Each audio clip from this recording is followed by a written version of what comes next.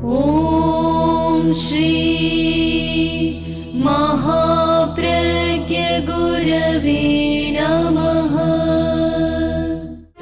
जिसके सांसों में रहता है शाश्वत शांति का स्पंदन, उस महाप्रज्ञ को वंदन, उस महाप्रज्ञ को वंदन। सत्य अहिंसा अनेकांत को अर्पित जिसका तन मन, उस महाप्रज्ञ को वंदन, उस महाप्रज्ञ को वंदन। जिसके सांसों में रहता है शाश्वत शांति का स्पंदन, उस महाप्रज्ञ को वंदन, उस महाप्रज्ञ को वंदन।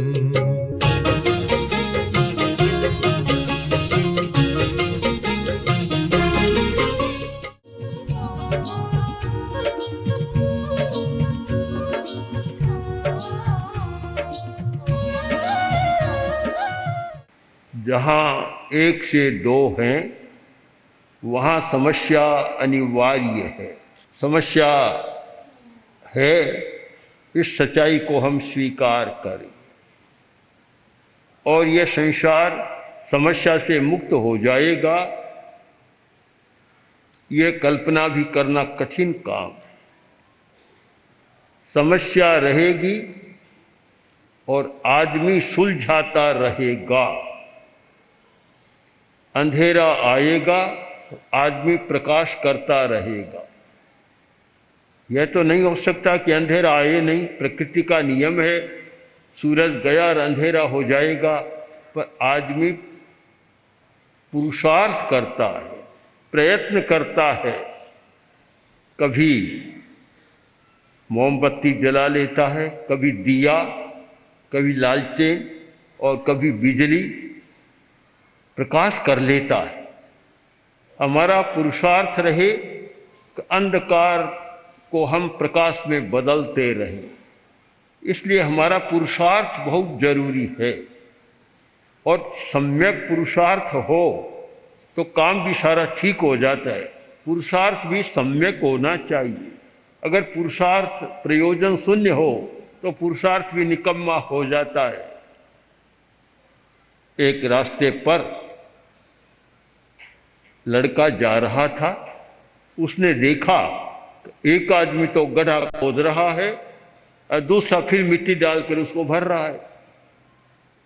उसने देखा, बड़ा अजीब लगा कि बिना मतलब का काम, ये खोद रहा है और वह भर रहा है।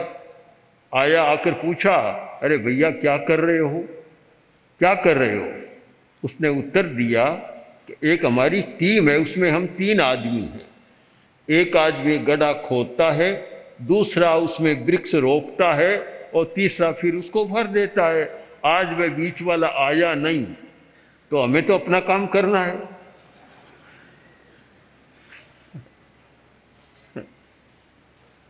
हाँ, तो गड्ढा खोदता जा रहा है, भरता जा रहा है।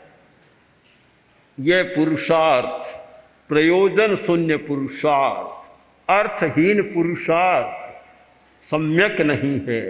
हमारा पुरुषार्थ सम्यक होना चाहिए, उसका कोई प्रयोजन होना चाहिए। तो समस्या से मुक्ति कहाँ हो सकती है? एक 2-3 आदमी एक सेठ के पास गए, जाकर बोले, सेठ साहब चंदा दो। किस लिए? अकाल है, अकाल के लिए चंदा दो। तो उसने कहा, अरे तुम्हें पता नहीं, 2 दिन पहले भारी वर्षा हो गई, तो कोई बात नहीं, बाढ़ के लिए चंदा। अकाल की भी समस्या है तो बाढ़ की भी समस्या है। अब समस्या से तो कहाँ हमारा छुटकारा मिलेगा? हमारा काम इतना है कि जो भी समस्या आए हम सुलझाते चले जाएं, प्रयत्न करें, निराश होकर और हाथ पर हाथ रखकर बैठे नहीं। हम पूरी समस्या को 2 भागों में बांट दें। एक भीतर की समस्या और एक बाहर की समस्या। अपने मन की समस्या, अपने भावों की समस्या भीतर की समस्या है। और बाहर से प्राकृतिक समस्याएं, पारिस्थितिक समस्याएं आती है। आजकल कुछ ऐसी समस्याएं भी बहुत आती है कि एक आदमी दूसरे आदमी के विकास को रोकना चाहता है और उसके लिए कुप्रयत्न करता, प्रयत्न नहीं कुप्रयत्न, भद्दा प्रयत्न करता है, उसको गिराना चाहता है। हमारे सामने अनेक प्रश्न आए कि एक समय था कि मेरा धंधा बहुत अच्छा चल रहा था, आज ये स्थिति बन गई कि एक पैसे की भी कमाई नहीं है। हमने पूछा ऐसा क्यों हुआ? कि जब बहुत अच्छा चल रहा था तो पास की दुकान वाले थे, उन्होंने कोई तांत्रिक प्रयोग करा दिया और फिर मेरा सारा काम ठप हो गया। बात तो अजीब सी लगती है, ऐसा क्यों हो? पर एक ईर्ष्या नाम का तत्व है। ईर्ष्या, जब मनुष्य में ईर्ष्या की वृत्ति हो जाती है तब वह दूसरे के विकास को देख नहीं सकता और उसे गिराने का प्रयत्न करता है। ऐसी समस्याएं भी बहुत आती है। तो हम क्या करें? क्या इन समस्याओं का भी कोई समाधान हो सकता है? क्या शारीरिक, मानसिक और भावात्मक समस्याओं का समाधान हो सकता है? हम प्रकृति की समस्या को एक बार छोड़ दें। वर्षा न हुई तो समस्या है, वर्षा ज़्यादा हो गई तो भी समस्या है। आदि आदि जो प्राकृतिक समस्याएं हैं उनकी एक बार बात न करें, केवल इन समस्याओं की बात करें जो व्यक्ति के भीतर होती है या बाहरी किसी दुष्प्रभाव से समस्या पैदा होती है। इस विषय में जो एक चिंतन किया गया, आज से हजारों वर्ष पहले योग के आचार्यों ने या मंत्र के आचार्यों ने, मंत्र विद्या और तंत्र विद्या के आचार्यों ने चिंतन किया और कुछ उपाय सुझाए कि देखो समस्या को तुम रोक नहीं सकते, पर तुम्हारे पास उपाय होना चाहिए कि कोई भी समस्या आए तुम उसका समाधान कर दो, निवारण कर दो। इस समस्या के समाधान के लिए मंत्र विद्या का विकास हुआ, तंत्र विद्या का विकास हुआ और कुछ योग के प्रयोगों का विकास हुआ। प्राय बहुत लोग मंत्र का जप करते, मंत्र का जप करते हैं, ये तो ठीक बात है, एक सहारा है, उससे शक्ति पैदा होती है। क्योंकि हमारा सहारा जीवन प्रकंपनों का जीवन है, तरंगे, प्रकंपन। आपको लगता है किसी तालाब के पास जाए, एक ढेला फेंके तो उसमें तरंग उठेगी, लहर उठेगी। समुद्र में जाए तो समुद्र में भारी तरंगे उठती है। तूफान आता है तब तो आकाश को छूने लग जाती है, लगता है। पर केवल जल में ही तरंगे नहीं होती, जल में ही लहरें नहीं होती, उर्मियाँ नहीं होती। हर मनुष्य के जीवन में भी न जाने कितनी तरंगे हैं, पूरे वातावरण में तरंगे हैं। प्रकंपन ही प्रकंपन, प्रकंपन, सारे प्रकंपन चल रहे हैं और प्रकंपन की सारी तरंगे चल रही है। जहाँ हम बैठे हैं यहाँ भाषा के परमाणुओं की तरंगे भी प्रवाहित हो रही है, चल रही है। यहाँ चिंतन के परमाणुओं की तरंगे भी है, यहाँ हमारे तेजस परमाणुओं की तरंगे भी है। इतना प्रकंपन हो रहा है। यह तो अच्छा है कि हमारी आँखों की शक्ति सीमित है और ज़्यादा शक्ति हो, उनको देखने लग जाए तो आदमी दूसरा काम कर ही नहीं सकता, उनको देखने में लग जाए। प्रकृति ने ठीक किया कि सीमा कर दी। तो आँख भी स्थूल को पकड़ती है, सूक्ष्म को नहीं पकड़ती। अगर सूक्ष्म को पकड़ने की शक्ति होती तो आदमी 24 घंटा देखने में भी व्यस्त हो जाता उन तरंगों को, रोटी भी नहीं खा पाता। तरंगे हैं, प्रकंपन है और बड़े शक्तिशाली प्रकंपन होते हैं। उनमें एक है ध्वनि का प्रकंपन। ध्वनि का हमारे शब्दों का प्रकंपन, शब्द का प्रकंपन भी इतना तेज होता है कि जो काम कठिन लगता है शब्द का प्रकंपन उसको कर देता है। उस प्रकंपन और दूसरी हमारी भावना, इन दो के योग से मंत्र विद्या का विकास हुआ। एक तो हमारी भावना जुड़ गई उसके साथ, और एक सारे प्रकंपन है। हम जो शब्द बोलते हैं उसका कैसा प्रकंपन होता है, तो एक तो ध्वनि का प्रकंपन, उसके साथ भावना का योग, ये दो मिलकर और एक नई शक्ति को पैदा करते हैं कि जब कैसे करें, मंत्र का चुनाव करें। जैन लोग प्राय नमस्कार महामंत्र का जप करते, उच्चारण हमारा कैसा हो, हम एक शक्तिशाली प्रकंपन पैदा कर सके, बड़ा महत्व है। अगर हमारा प्रकंपन हम ढीला ढाला पैदा करते हैं तो पूरा काम नहीं होता, और अगर शक्ति के साथ करते हैं तो उसकी बात ही अलग हो जाती है, बहुत अंतर आता है।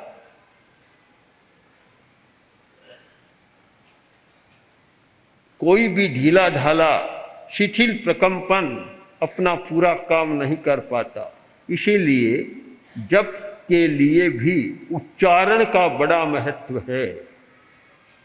अब बोलेगा नमो अरहंताणं नमो सिद्धाणं नमो आयर्याणं, कोई ज़्यादा शक्ति नहीं बनेगी, शक्ति का चक्र नहीं बनेगा। वो एक उच्चारण उसका ठीक ऊर्जा के साथ, शक्ति के साथ हो। नमो अरहंताणं नमो सिद्धाणं नमो आयर्याणं नमो उवज्झायाणं नमो लोये सब्बशाहूणं, एक शक्ति का बलय बन जाएगा। और मंत्र शास्त्र में इस पर बहुत बल दिया गया है कि उच्चारण कैसे हो, बड़ा अंतर है। नमस्कार महामंत्र का जब कई कवच बनाए गए, कवच, तो वहाँ ओम नमो अरहंताणं राम हृदयं रक्ष रक्ष हुम हुम फट फट स्वाहा, तो एक शक्ति का बलय बनेगा। और वही ढीला ढाला किया, ओम नमो अरहंताणं राम हृदयं रक्ष रक्ष हुम हुम फट फट स्वाहा, अब कितना दोनों में अंतर आ गया आपको सुनने। तो पहले सीखना है कि हम उच्चारण कैसे करें। नमस्कार महामंत्र तो सीख लिया, पर उसका उच्चारण कैसे करें। अगर आपका उच्चारण शुद्ध नहीं है और उच्चारण दीर्घ स्वर या प्लुत स्वर में नहीं है, प्लुत उच्चारण नहीं है, तो उसका पूरा लाभ नहीं मिलेगा। विधि के बिना किया हुआ उच्चारण नहीं होता। आप व्यवहार में भी देख सकते हैं, और किसी के पास कोई काम कराने के लिए गए और जाकर बोले चलो ऐसा हमारा काम कर दो, पूरा ध्यान ही नहीं देगा। एक अपने कहा देखिए साहब मेरा यह काम आपको करना है, आपको करना पड़ेगा, उसका ध्यान भी खिंच जाता है। तो हम उच्चारण कैसे करें, उच्चारण की बड़ी कला है। संस्कृत व्याकरण में तो कहा गया कि गुरु उपाध्याय पढ़ा रहा है और खंडिके यानी विद्यार्थी ठीक उच्चारण नहीं कर रहे हैं, तो खंडिकाचार्य चपेटाम दद्यात्, खंडिकाचार्य का काम है एक चांटा जड़ दे, गलत उच्चारण करे एक चांटा जड़ दे। उच्चारण का बड़ा महत्व रहा है। मैंने देखा पूज्य कालूगणी उच्चारण के मामले में इतने सजग थे, उनके सामने कोई ढीला ढाला करता तो उनका एक शब्द बंधा हुआ था कि इनको काम को नहीं लिपलो है, लिपड़ो है, लिपड़ो है, मेरा कमजोर उच्चारण है, लिपड़ो है, काम नहीं, उसे काम नहीं लेते। अच्छा उच्चारण होना चाहिए। आचार्य तुलसी ने उच्चारण के बारे में बहुत ध्यान दिया, और जब आचार्य बने सबसे पहला काम किया कि साधुओं को खड़ा किया कि लोगस बोलो, लोगस का उच्चारण सुना, अब गुरुदेव को कैसे पसंद आता। फिर उनको शुद्ध कराया, पाठ शुद्ध कराया और उच्चारण पर बहुत बल दिया, ध्यान दिया। आज मैं देखता हूँ 50 वर्ष पहले की स्थिति, 60 वर्ष पहले की स्थिति कि उच्चारण क्या करते थे, लोगस का उच्चारण करते थे, लोग सोग जोगरे, बस ये उच्चारण था बंधा हुआ, लोग सोग जोगरे। ये एक का नहीं था, हजारों का यही उच्चारण था। आज कोई छोटा बच्चा भी बोलेगा लोगस्य उज्जोय गरे धम्म तिष्ठ यरे जिने अरहंते चित्तई सम चौवीसम पी केवली, शुद्ध उच्चारण करेगा। तो पहली बात है उच्चारण हमारा शुद्ध हो तो ध्वनि के तरंगे भी शक्तिशाली बनेगी। उच्चारण लिपला है, कमजोर है, तो ध्वनि की तरंगे बनेगी, थोड़ी दूर जाकर समाप्त हो जाएगी। एक तो तालाब में जाकर इतना सा कंकड़ फेंका और एक पत्थर फेंका, अब बड़ी तरंग किसकी बनेगी? कंकड़ फेंका उसकी बड़ी बनेगी या पत्थर फेंका उसकी बनेगी? कंकड़ फेंका, थोड़ी सी तरंग हुई, समाप्त हो गई। और आपने पत्थर फेंक दिया तो वह बड़ी तरंग होगी, बहुत दूर तक जाएगी। तो हमारा उच्चारण शक्तिशाली हो, शुद्ध हो, जिससे हम ध्वनि के प्रकंपन पैदा कर सके। दूसरी बात उसके साथ भावना। कोरा ध्वनि का प्रकंपन ही काम नहीं देता, हमारी भावना जुड़े, हम जो कर रहे हैं उसके साथ तन्मय हो जाएं। तन्मय, तन्मय यानी जिसका ध्यान कर रहे हैं, जिसका जप कर रहे हैं, वही रूप हमारा बन जाए। तन्मय का मतलब वही रूप। जैसे पानी को गर्म किया और इतना गर्म हो गया कि पानी भी अग्निमय बन गया, इतनी उष्मा उसमें आ गई। वैसे ही अगर हम अरहत का ध्यान करते हैं, उस समय अपने आप में अनुभव करें कि मैं अरहत बन गया हूँ, अरहनमय बन जाए, सिद्धमय बन जाए, तन्मय। पहली बात है उच्चारण शक्ति शुद्ध और शक्तिशाली, फिर उसका अर्थबोध और उसके साथ फिर हमारी तन्मयता। तन्मयता है, आप में वह परिणमन शुरू हो जाएगा। एक कल्पना करें, एक आदमी बीमार और वह अपनी बीमारी को मिटाना चाहता है, दवा लेता है बीमारी मिटाने के लिए, दवा भी काम नहीं कर रही है या दवा कर रही है काम भी, फिर भी चाहता है कि मैं जल्दी स्वस्थ बन जाऊं, तो फिर वह मंत्र का प्रयोग भी साथ में करता है, भावना का प्रयोग करता है। वह भावना का प्रयोग जब होता है और उसको समझ लेता है तो आरोग्यमय स्वयं बन जाता है, जल्दी ठीक हो जाता है। तो हमारी भावना, सम्मोहन, भावना का आज का शब्द है सम्मोहन। मानता हूँ सम्मोहन विद्या बहुत चमत्कारी विद्या है। अब दुरुपयोग होना एक अलग बात है। परिवर्तन के लिए यह भावना या सम्मोहन की विद्या बहुत महत्वपूर्ण विद्या है। उसने प्रयोग किया और बिल्कुल ठीक हो गया। तो हम तन्मय बन जाएं। आचार्य रामसेन ने तत्वानुशासन ग्रंथ लिखा, उसमें उन्होंने भावना के महत्वपूर्ण प्रयोग बतलाए। उन्होंने लिखा, अगर आपको शक्तिशाली बनना है, शक्तिशाली, तो आप बाहुबली को सामने रख लें, उनकी मानसिक कल्पना बना लें, मानसिक चित्र बना लें, उसके साथ तन्मय हो जाएं, आपकी शक्ति बढ़नी शुरू हो जाए। बैनते है, अगर आपको गति में शीघ्रता लानी है तो गरुड़ की कल्पना करें, उसके साथ तन्मयता करें, आपकी गति शीघ्रता हो जाए। अगर आपको सहनशीलता का विकास करना है तो भगवान महावीर का मानसिक चित्र बनाएं, उनको सामने रखें, उस पर ध्यान केंद्रित करें, आपकी सहन करने की शक्ति बढ़ जाएगी। शायद 24 तीर्थंकर हुए हैं, सहन करने की शक्ति में अगर किसी का पहला नाम है तो वह महावीर का होगा। कि उन्होंने इतना सहन किया। एक महान तीर्थंकर की अवस्था होने वाली है, उसमें भी उन्होंने साधना काल में जो सहन किया अद्भुत है। तो जो व्यक्ति देखे मेरी सहन शक्ति कमज़ोर है, उसको महावीर का ही जप करना चाहिए और फिर महावीर का मानसिक चित्त बनाकर और उसमें तन्मय हो जाएं, आपकी सहन करने की शक्ति बढ़ जाएगी। अनेक समस्याएं, अनेक प्रयोजन और प्रयोजन के अनुरूप चुनाव। एक ही मंत्र कोई सब में काम नहीं देता, अलग अलग हमारे प्रयोजन होते और प्रयोजन के अनुरूप ही सारा चुनाव किया जाता है। अब किसी आदमी को डर लग रहा है, बहुत भयभीत है, भय की समस्या है। कोई आदमी बहुत ज़्यादा क्रोधी है, क्रोध को मिटाना है।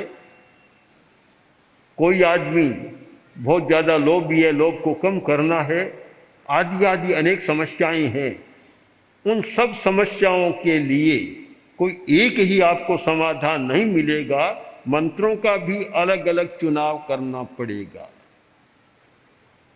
जप करने की विधि हमें जान लेनी चाहिए। अगर आपके सामने या किसी व्यक्ति के सामने क्रोध की समस्या है, तो हमें जप किसका करना चाहिए? ओम ह्रीं नमो अरहंताणम। सफ़ेद रंग के साथ मस्तक पर सफ़ेद रंग और सफ़ेद रंग में इन अक्षरों का ध्यान करें, जप करें, आपका क्रोध शांत हो जाए। अब जिस व्यक्ति को अंतर्दृष्टि का विकास करना है, तो फिर बाल सूर्य का यहाँ ध्यान करना, ओम ह्रीं नमो सिद्धानंद का जप ज़्यादा महत्वपूर्ण होगा। जिस व्यक्ति को अपने ज्ञान का विकास करना, अध्यात्म का विकास करना है, उस व्यक्ति के लिए ओम ह्रीं नमो उवज्झायानं हरे रंग का, क्यों हरा रंग अध्यात्म का रंग है, तो हरा रंग अध्यात्म का रंग है। तो अगर आपको आध्यात्मिक विकास करना है, तो फिर आपको यह हरे रंग का ध्यान ओम ह्रीं नमो उवज्झायानं करना है।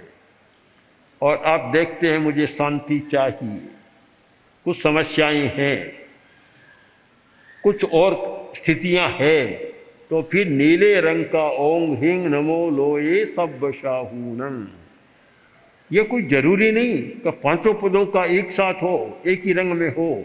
जिसकी ज़्यादा ज़रूरत है उसका हम ज़्यादा प्रयोग करें, पूरे मंत्र का भी करें।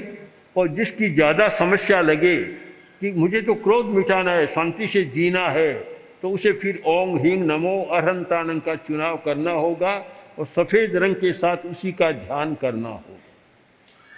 तो इस प्रकार थोड़ी जानकारी होनी चाहिए। इसलिए जप के महत्व को समझें और विधि पूर्वक जानकर करें, तो उससे बहुत अधिक लाभ उठाया जा सकता है। और ये आसपास में आने वाली जो विघ्न और बाधाएं हैं, उन विघ्न और बाधाओं से मुक्ति पाई जा सकती है। और जयाचार्य ने अनेक समस्याओं को मिटाने के लिए ही विघ्न हरण मंगल करण स्वाम भिक्षुरो नाम, गुण ओलख समरण करे सरे अचिंत्या काम। इसीलिए तो सारे मंत्रों का विधान किया था। इसलिए हमें खूब गहराई के साथ उनको समझना है और उसका प्रयोग करना है। ओम ओम श्री महाप्रज्ञ गुरवे नमः। ओम श्री महाप्रज्ञ गुरवे नमः। ओम श्री महाप्रज्ञ गुरवे नमः। ओम श्री महाप्रज्ञ